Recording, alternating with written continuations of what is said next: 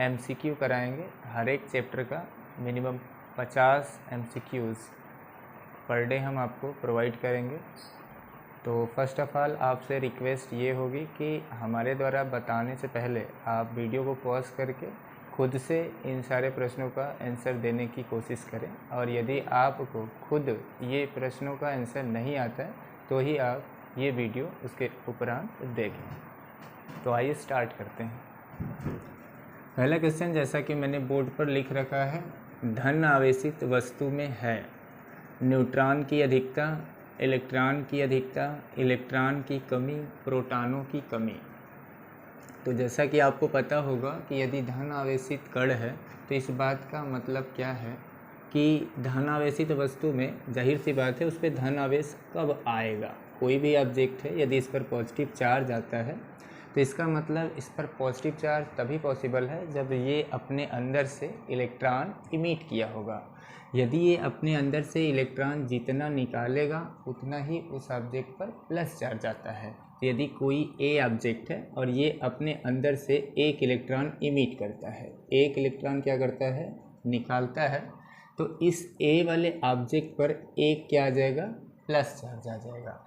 तो इस बात का मतलब यदि अपने अंदर से इसने एक इलेक्ट्रॉन निकाला तो एक इलेक्ट्रॉन की इसमें कमी हो जाएगी, और यदि इसमें इलेक्ट्रॉन की कमी होगी तो जाहिर सी बात है आपसे प्रश्न में भी वही ही पूछा गया है कि धन आवेशित वस्तु में है न्यूट्रॉन की अधिकता, इलेक्ट्रॉन की अधिकता, इलेक्ट्रॉन की कमी, प्रोटॉन की कमी।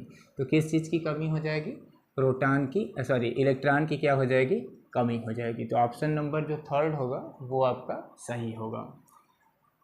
नेक्स्ट क्वेश्चन पर चलते हैं। कह रहा है कि दो समरूप धातु के गोलों को क्रमशः +Q एवं -Q आवेश दिए गए हैं। दो सेम है समरूप धातु के गोले हैं, ऐसे सवाल में कह रहे हैं। यहाँ पर हम आपको समझाने के लिए दो छोटे छोटे गोले बना लेते हैं। शर्त ये है कि दोनों गोले समरूप है। समरूप कहने का मतलब है कि उन दोनों की रेडियस सेम है, शेप एंड साइज सेम है, ठीक है, यहाँ के हिसाब से। और एक गोले पर सवाल के हिसाब से +Q चार्ज है और दूसरे गोले पर -Q चार्ज है। हमसे आगे कह रहा है कि यदि ऐसा है इन दोनों गोलों पर प्लस और माइनस है तो क्या होगा, दोनों गोलों के द्रव्यमान बराबर होंगे। दूसरा कह रहा है कि धनावेशित गोले का द्रव्यमान ऋणावेशित गोले के द्रव्यमान से अधिक होगा। तीसरा ऑप्शन दिया है कि धनावेशित गोले का द्रव्यमान ऋणावेशित गोले के द्रव्यमान से कम होगा। और चौथा कह रहा है कि इनमें से कोई नहीं। तो आइए चेक करते हैं। यदि एक गोले पर प्लस चार्ज है और दूसरे गोले पर माइनस चार्ज है तो जाहिर सी बात है जिस गोले पर प्लस चार्ज आया होगा उसने अपने अंदर से कुछ न कुछ इलेक्ट्रॉन इमिट किया होगा, यानी इलेक्ट्रॉन उत्सर्जित किया होगा, इलेक्ट्रॉन निकाला होगा। यदि ये इलेक्ट्रॉन निकाला होगा तो इसका मास कुछ न कुछ कम होगा। यदि मान के चलिए इसने अपने अंदर से एक ही इलेक्ट्रॉन निकाला होगा, एक भी इलेक्ट्रॉन निकाला होगा, तो इसके मास में 9.1 × 10⁻³ kg की क्या हो जाएगी, कमी। क्योंकि एक इलेक्ट्रॉन निकलेगा तो एक इलेक्ट्रॉन का मास होता है 9.1 × 10⁻31 kg। तो यदि एक इलेक्ट्रॉन निकलेगा तो उस ऑब्जेक्ट पर इतने kg की क्या आ जाएगी, कमी। और दूसरा वाले पर यदि माइनस चार्ज है, एक निगेटिव चार्ज है, तो इस बात का मतलब इसका मास एक्चुअल जितना रहा होगा उसमें इतने की वृद्धि हो जाएगी। 9.1 × 10⁻31 kg की क्या होगी, वृद्धि हो जाएगी। तो जाहिर सी बात है जो गोला धनावेशित होगा उस वाले गोले के द्रव्यमान में कमी आ जाएगी, और जो ऋण आवेशित वाला गोला होगा उस गोले के द्रव्यमान में कुछ न कुछ वृद्धि हो जाएगी। तो यहाँ पर जो ऑप्शन दिया होगा जिसमें धनावेशित गोले का द्रव्यमान ज़्यादा होगा, धनावेशित गोले का द्रव्यमान कम होगा और ऋणावेशित गोले का द्रव्यमान अधिक होगा, वही ऑप्शन सही होगा। तो धनावेशित गोले का द्रव्यमान ऋणावेशित गोले के द्रव्यमान से क्या होगा, कम, यानी ऑप्शन नंबर 3 सही है आपका। या इसको ऐसे भी कह सकते हैं कि ऋणावेशित गोले का द्रव्यमान अधिक होगा धनावेशित गोले के द्रव्यमान से, ठीक है। नेक्स्ट क्वेश्चन देखते हैं। कह रहा है कि 8 कूलाम ऋण आवेश में इलेक्ट्रॉन की संख्या, 8 कूलाम ऋण आवेश है। यहाँ पे समझते हैं इसको। तो 8 कूलाम यदि निगेटिव चार्ज है तो उसमें कह रहा है कि इलेक्ट्रॉन की संख्या बताइए। अच्छा जी, तो 8 कूलाम ऋण चार्ज दिया है तो सबसे पहले आप इस सवाल को हल करने के लिए आपको फार्मूला बेसिक पता होना चाहिए कि हमें गिवन क्या है और फाइंड आउट क्या करना है। आपको चार्ज दे रखा है सवाल में 8 कूलम, यानी क्यू का वैल्यू दे रखा है 8 कूलम।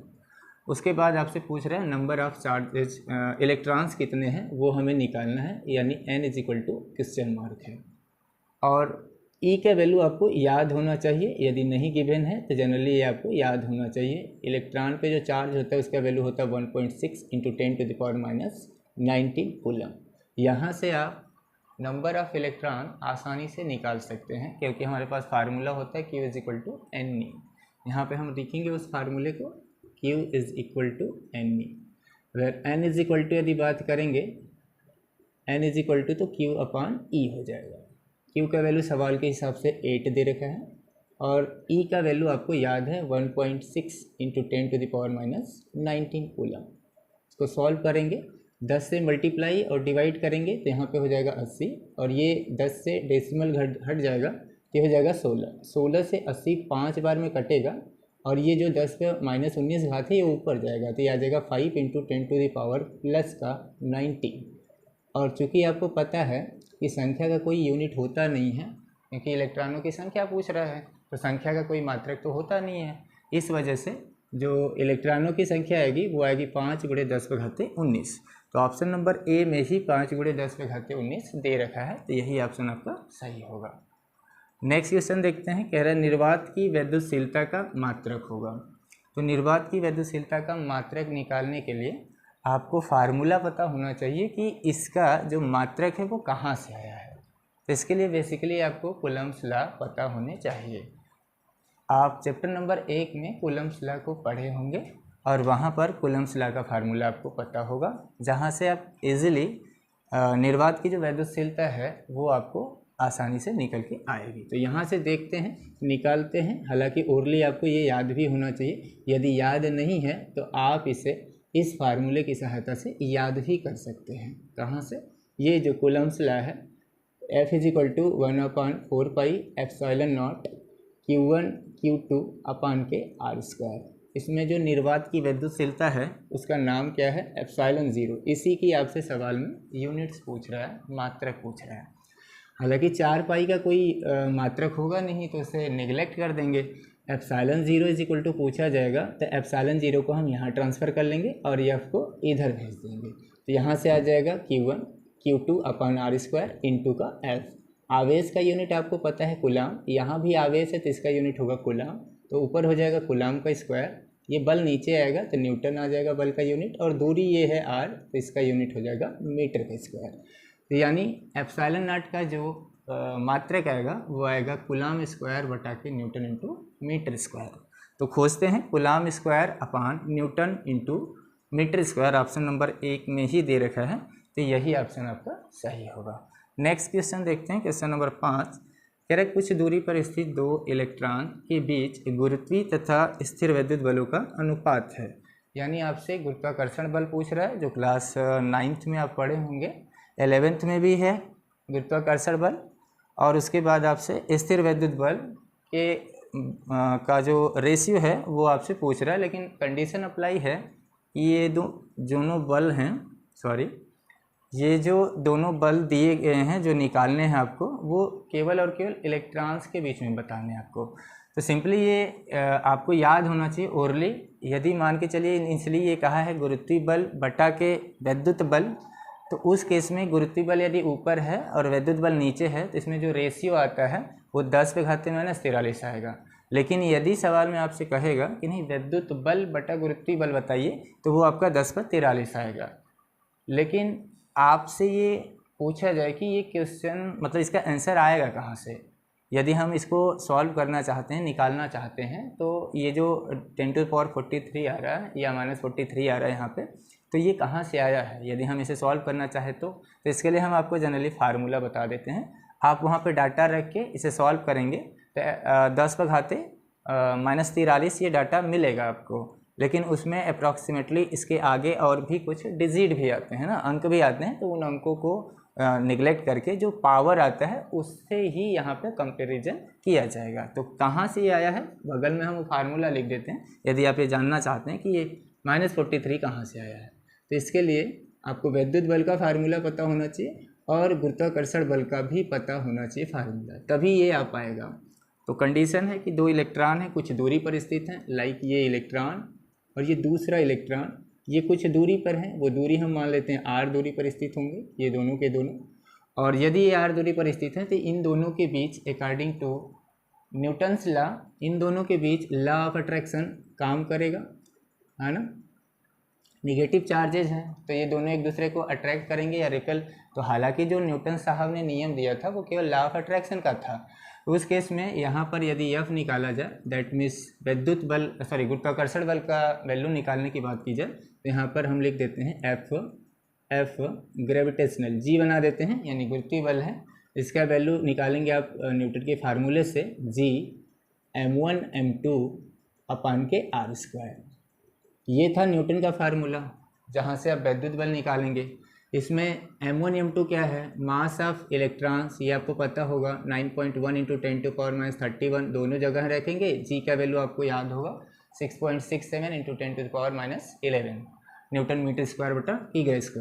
बाकी R का वैल्यू एज इट इज़ रहने देंगे, ये कट जाएगा आगे।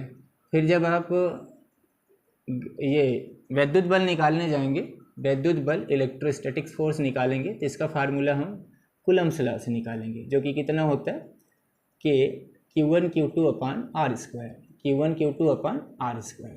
तो यहाँ पर Q1 Q2 का मतलब यहाँ पर इलेक्ट्रॉन्स रखे जाएंगे, तो इलेक्ट्रॉन पर आवेश का वैल्यू आपको पता है 1.6 × 10⁻19 और 1/4πε0 इसका वैल्यू K का रखा जाएगा, जिसका मान पता होता है 9 × 10⁹ ठीक है।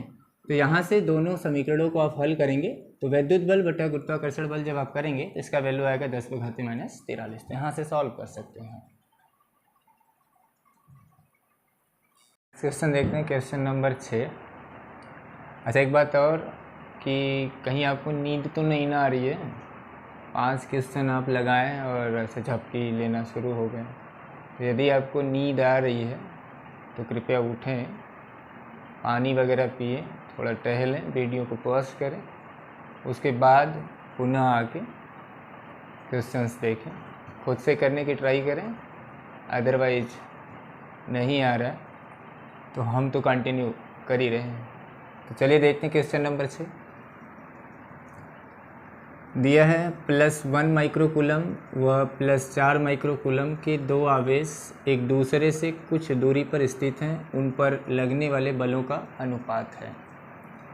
+1 माइक्रोकूलम और +4 माइक्रोकूलम के दो आवेश दिए गए हैं, ये कुछ दूरी पर रखे गए हैं। तो यहाँ समझा देते हैं आपको। मान के चलिए ये +1 माइक्रोकूलम वाला है और ये वाला +4 माइक्रोकूलम वाला है। ये कुछ दूरी पर रखें, सपोज वो दूरी हम मान लेते हैं r।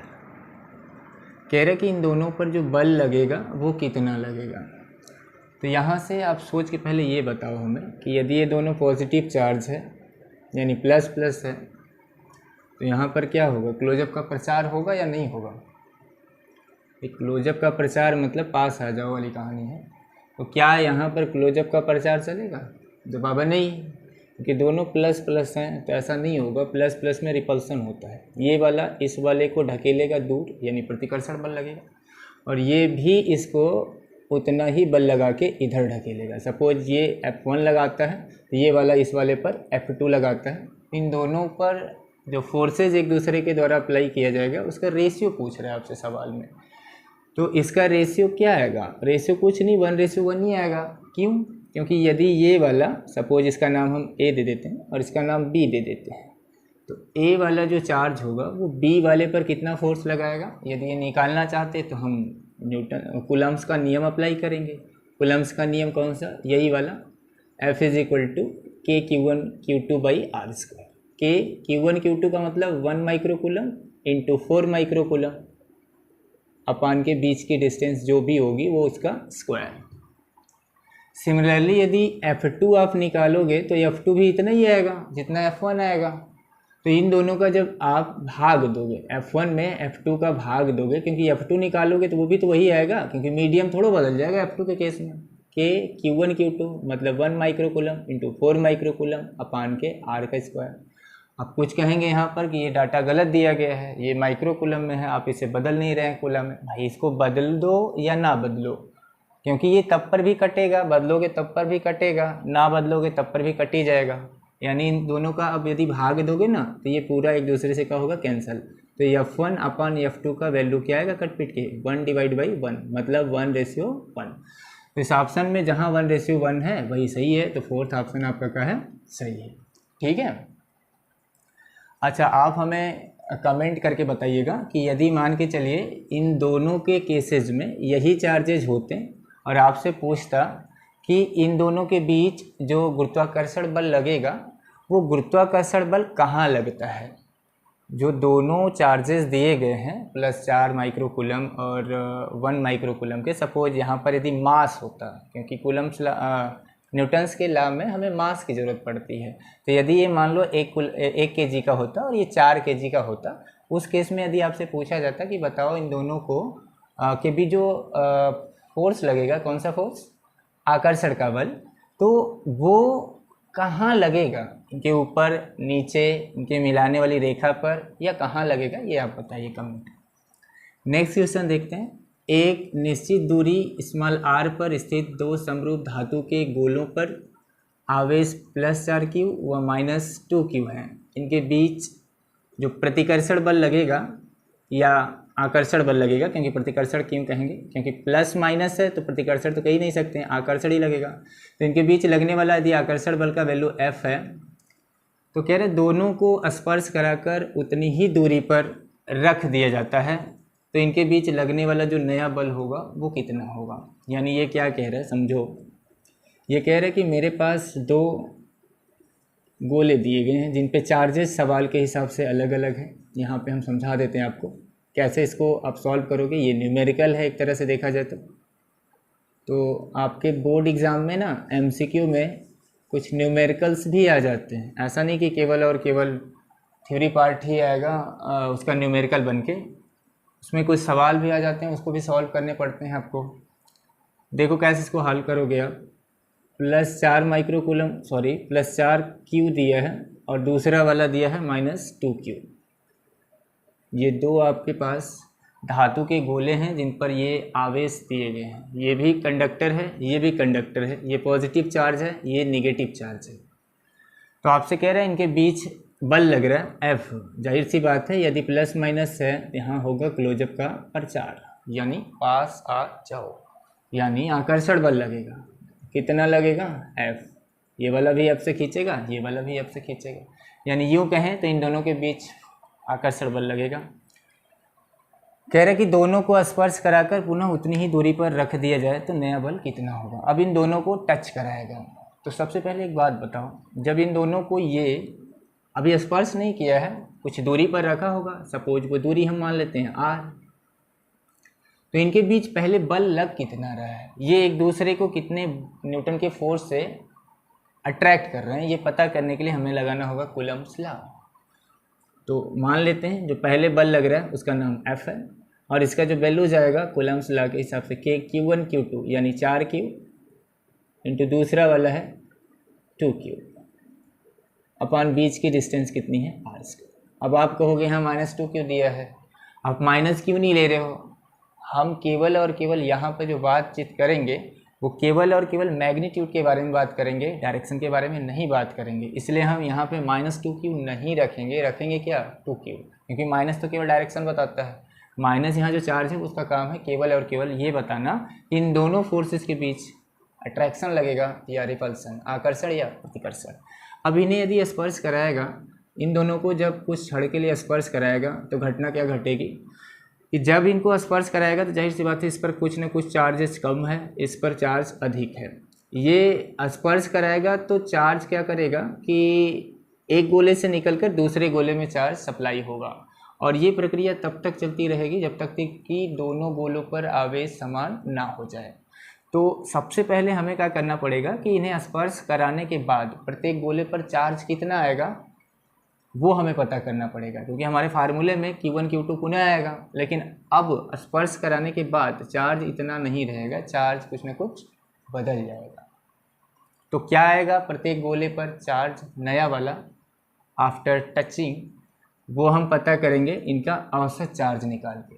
और जब हम चार्ज निकालने जाएंगे तो आपको पता है कि चार्ज की एडिटिव आइडेंटिटी होती है, यानी चार्ज का यानी आवेश का योगात्मक प्रकृति होती है।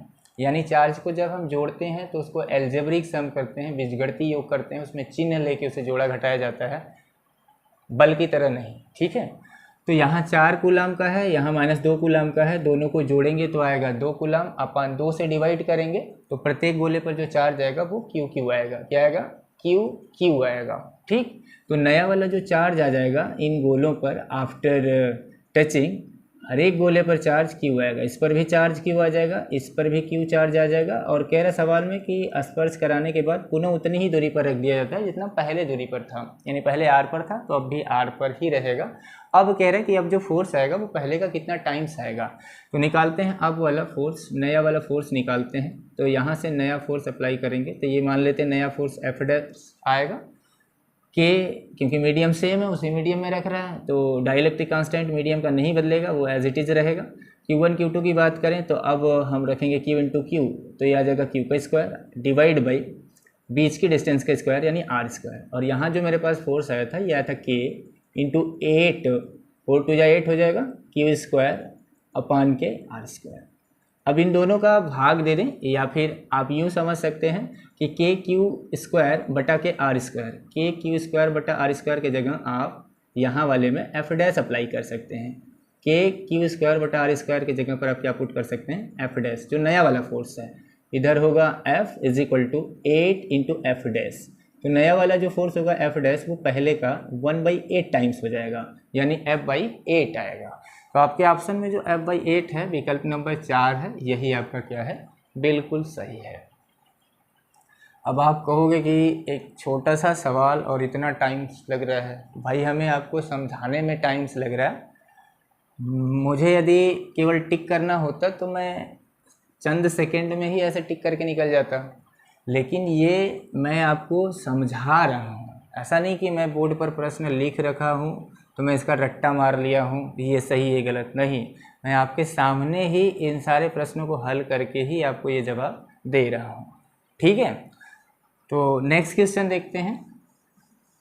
टाइम लग रही है तो ऐसा नहीं कि केवल बस भगाने में आपको टाइम लग रहा है, नहीं, आपको हम समझा रहे हैं कि ये ऑप्शन यही क्यों सही है, बाकी वाले ऑप्शन क्यों नहीं सही हो सकते हैं।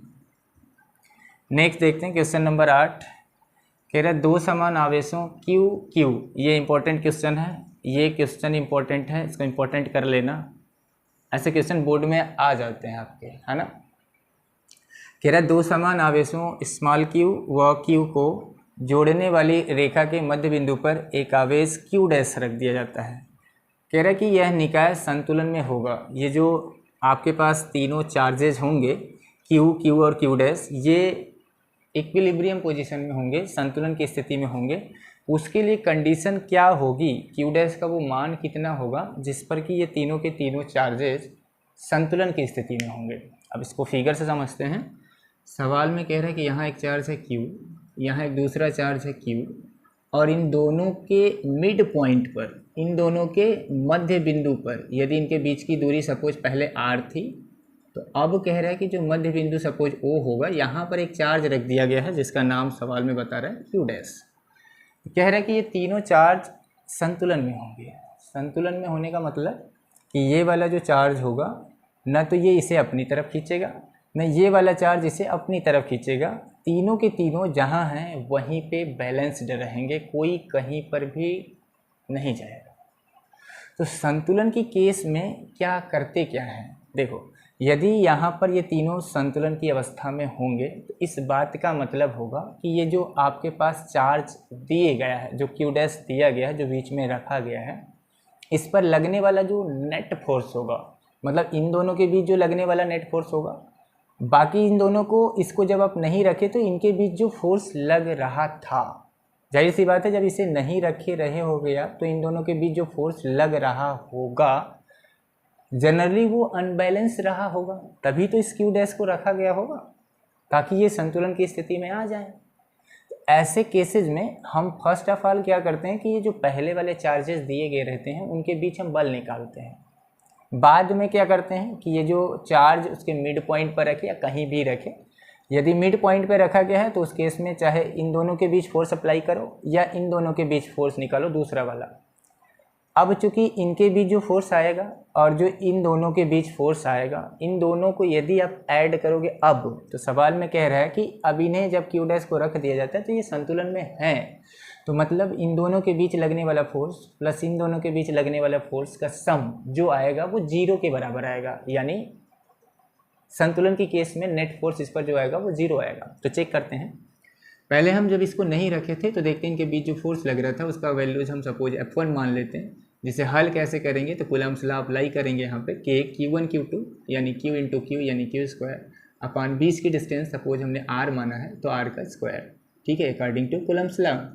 बाद में हमने एक Q डैश चार्ज रखा है तो चाहे इनके बीच का फोर्स निकालें ना इनके बीच का, वो तो इक्वल ही आएगा, तो कोई एक फोर्स अप्लाई करते हैं, सपोज वो F2 निकालते हैं।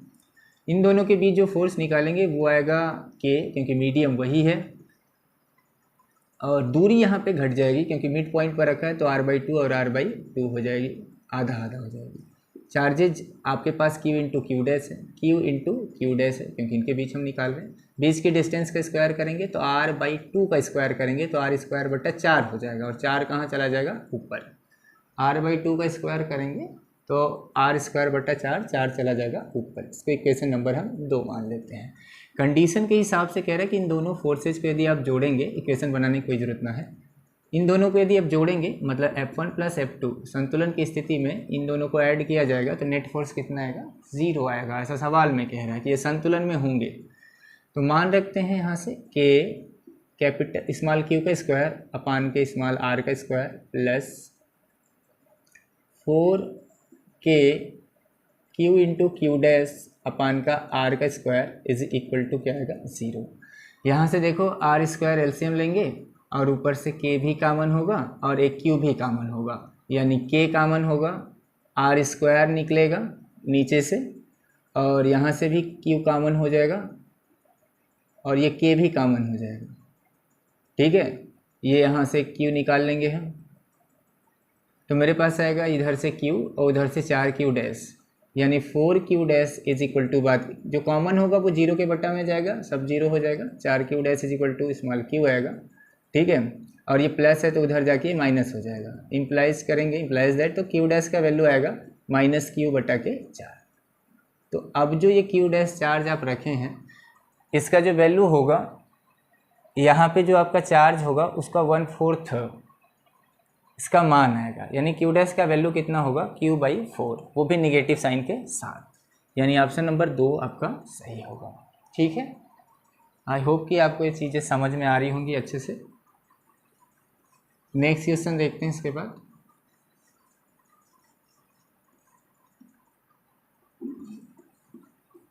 देखिए क्वेश्चन नंबर 9 देखते हैं। कह रहा है किसी वैद्युत रोधी माध्यम का परावैद्युतांक K हो सकता है।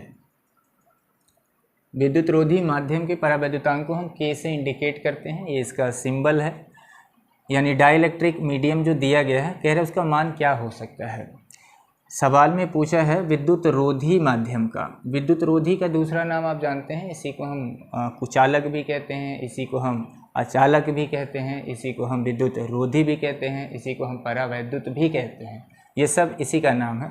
तो कह रहे इसका मान कितना हो सकता है। तो जाहिर सी बात है K का मान आप पढ़े होंगे कि जो भी विद्युत रोधी माध्यम होता है उसका जो वैल्यूज़ होता है वो ऑलवेज ग्रेटर देन 0 होता है और लेस देन इन्फिनिटी होता है। ये किसी इंसुलेटर के लिए होता है, K का मान 0 से बड़ा और अनंत से छोटा होता है, ठीक है, 0 से बड़ा अनंत से छोटा। कमेंट में आप हमें बताएंगे कि धातु के लिए परावैद्युतांक का मान हम कितना मानते हैं, ठीक है।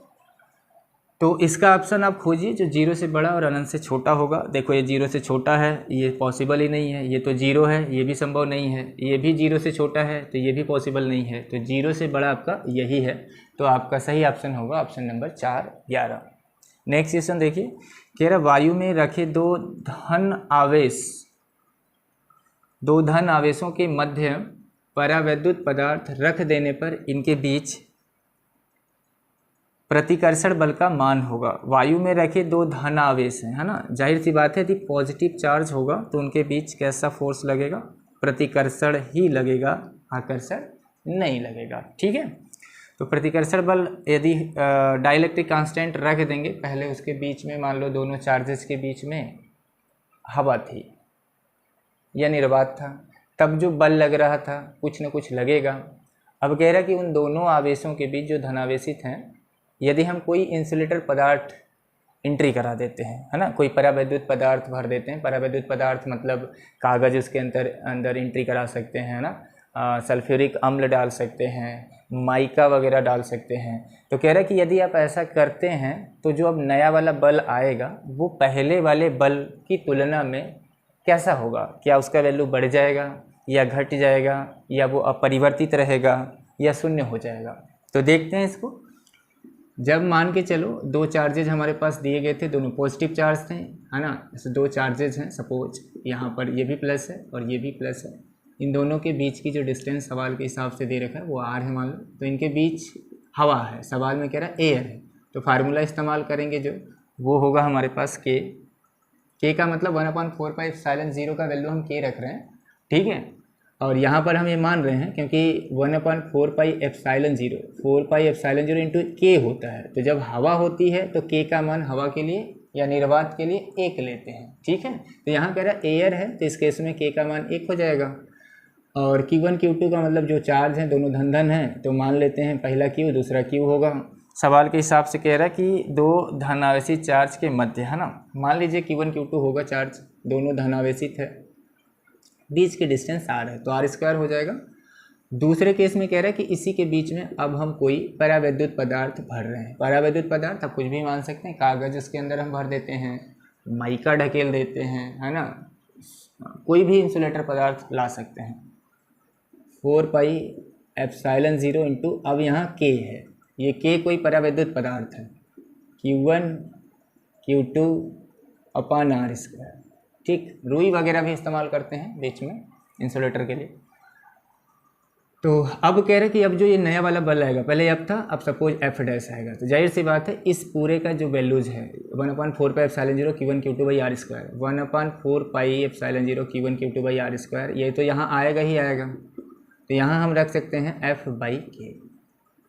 अब जाहिर सी बात है कि जो भी इंसुलेटर हम इस्तेमाल करेंगे उसका कुछ न कुछ वैल्यू होगा। जैसे हम शुद्ध जल की यदि बात करें तो उसका डाइलेक्ट्रिक कांस्टेंट होता है 81, तो यदि K का मान हम रखेंगे 81, तो जाहिर सी बात है अब जो नया वाला बल आएगा, पहले इसका मान 1 था तो इसका मान ज़्यादा आ रहा था, अब इसका मान बढ़ गया है, इसका मान 81 टाइम्स ज़्यादा हो गया पहले वाले की तुलना में। तो यदि इसका मान बढ़ा है तो इसका मान ऑटोमेटिक का होगा, घटेगा। K का F' के साथ उल्टा रिलेशन है, तो यदि K का मान बढ़ रहा है 1 से 81 हो रहा है, तो जाहिर सी बात है F' का मान पहले वाले बल की तुलना में 1/K का हो जाएगा, कम हो जाएगा। तो यहाँ पे सवाल होगा कि घटेगा, ये क्या होगा, घट जाएगा। ठीक,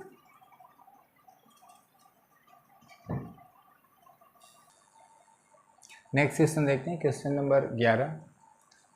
कह रहा है वैद्युत क्षेत्र की तीव्रता का मात्रक है, तो ये तो सिंपल ही है, वैद्युत क्षेत्र की तीव्रता E = F/Q, ये फार्मूला होता है, तो वहाँ से आप पता कर सकते हैं न्यूटन बटा कूलाम। आप हमें कमेंट में बताइएगा कि वैद्युत क्षेत्र की तीव्रता का जो अन्य मात्रक होता है न्यूटन बटा कूलाम के अलावा वो क्या होता है। नेक्स्ट क्वेश्चन देखते हैं, निम्न में से कौन वैद्युत क्षेत्र की तीव्रता का मात्रक नहीं है। अगला क्वेश्चन दे रहा है कि इनमें से कौन सा वैद्युत क्षेत्र की तीव्रता का मात्रक नहीं है। तो वैद्युत क्षेत्र की तीव्रता का देखिए मात्रक न्यूटन बटा कूलाम होता है, ये कहाँ से आया है, तो ये इस फार्मूले से आया है, E = F/Q से आया है। और ये ना कहना कहाँ से आया, इंग्लैंड से आया है, इंग्लैंड से थोड़ा है, इस फार्मूले से आया है। बल का न्यूटन, आवेश का कूलाम, तो न्यूटन बटा कूलाम ये है। आपसे पूछा कौन सा नहीं है, इसमें देखो बहुत सारे बच्चे नहीं वाले में ना लिपापोती कर देते हैं, मार के आ जाते हैं हाँ, और ये पूछा है ना वाला, तो आपका ये तो सही है, मतलब न्यूटन बटा कूलाम है, तो ये आपका आंसर नहीं होगा। दूसरा वोल्ट बटा मीटर भी होता है वैद्युत क्षेत्र की तीव्रता का दूसरा जो यूनिट्स होता है, ये कहाँ से आया है, तो एक रिलेशन होता है वैद्युत क्षेत्र की तीव्रता और विभव में V = E/D, तो यहाँ से E = V/D आएगा, जहाँ से वोल्ट बटा मीटर आ जाएगा वैद्युत क्षेत्र की तीव्रता का मात्रक। तो ये भी है, लेकिन ये भी सही नहीं है क्योंकि आपसे पूछा नहीं कौन सा है। अगला है वोल्ट इंटू मीटर, तो वोल्ट इंटू मीटर तो कभी ज़िंदगी में नहीं होगा, है ना, वोल्ट इंटू मीटर तो कभी नहीं होगा, वोल्ट बटा मीटर होगा, तो यही वाला आपका सही होगा, बाकी ये सब गलत हैं।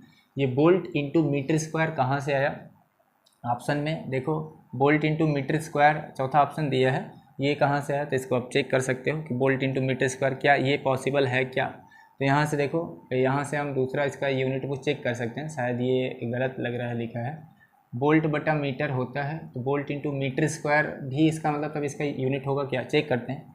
न्यूटन बटा कूलाम है यहाँ पर, तो न्यूटन बटा कूलाम के हिसाब से, यानी यहाँ ये ऑप्शन गड़बड़ लग रहे हैं, है ना। वोल्ट इंटू मीटर स्क्वायर दिया है, तो वोल्ट इंटू मीटर स्क्वायर तो नहीं आ सकता भाई, है ना।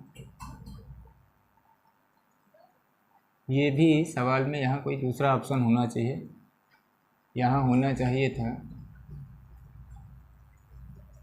ठीक, तो ये भी सही है, मतलब ये भी हो सकता है, तो ये भी मात्रक है। तो आपसे पूछा कौन सा नहीं है, तो ये सारे गलत होंगे, है ना, ये भी गलत होगा, ये भी गलत होगा, ये भी गलत होगा, तो कौन सा नहीं हो सकता है या नहीं है, वो वोल्ट इंटू मीटर है।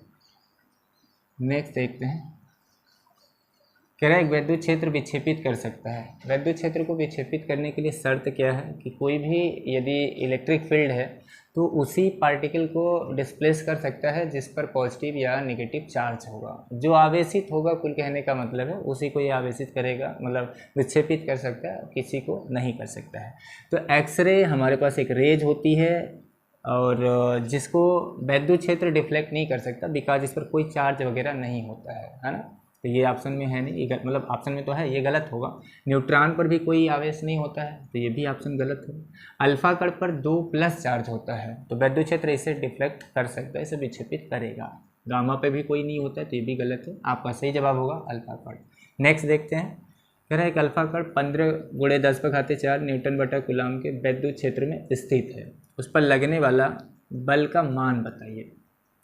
तो यहाँ से F पूछ रहा है आपको सवाल में, आपके पास फार्मूला होता है F = Q × E। तो Q × E के प्लेस पर हम अल्फ़ा कण का यहाँ पे चार्ज रखेंगे, अल्फ़ा कण का चार्ज रखेंगे, ठीक है।